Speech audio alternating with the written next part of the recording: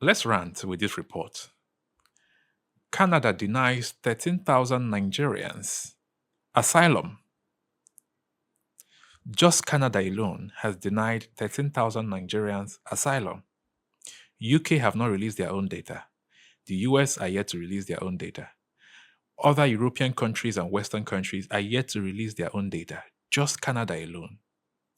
How many persons are left in Nigeria? Are you sure that if the Nigerian government should go ahead to conduct census today, are you sure that we're still up to 200 million people like we brag about? Are you sure? Now, let us understand how Canada and the refugee program works. The 1951 UN Convention relating to the status of refugee defines refugees as persons who have a substantiated fear of persecution because of their race, nationality, religion, political ideology, or membership in any particular social group. However, persons asking for protection in Canada must show evidence pretending danger of torture, risks to their life, or risks of cruel or unusual treatment or punishment should they return to their country of nationality.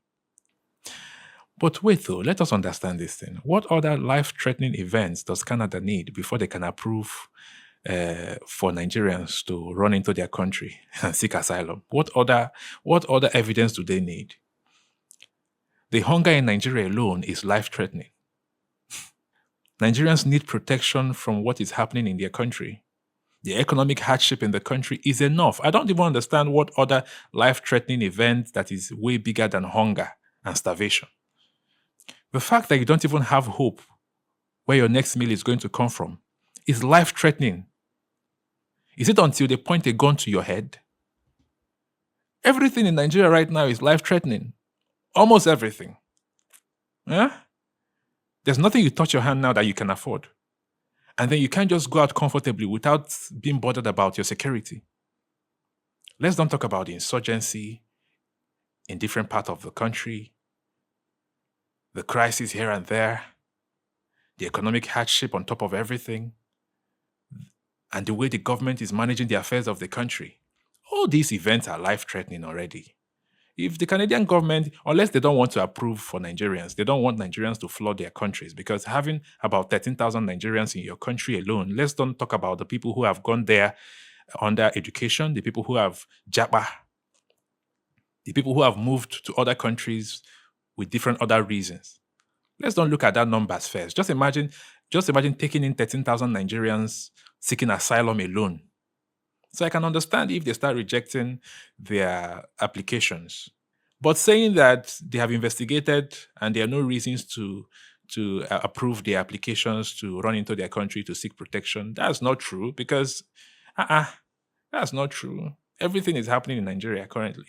Everything. And the government is not paying attention because a data like this doesn't tell good of the country. Imagine that 13,000 people are trying to run away from your country. That's just for one country alone. We're not talking about the other countries. Just imagine if the other countries begin to release their own data. It's embarrassing now for Nigeria. People have different reasons of trying to run away from Nigeria. People have different reasons. Every day you have newer reasons to want to run away. Are you sure that we're still up to 200 million people? And yet some few persons in the country are still trying to make life difficult for the remaining Nigerians who are keen on staying back and trying to survive in their homeland. They are still trying to make life difficult for them. It's a problem. The federal government needs to pay close attention to what is happening in their country, because it's embarrassing.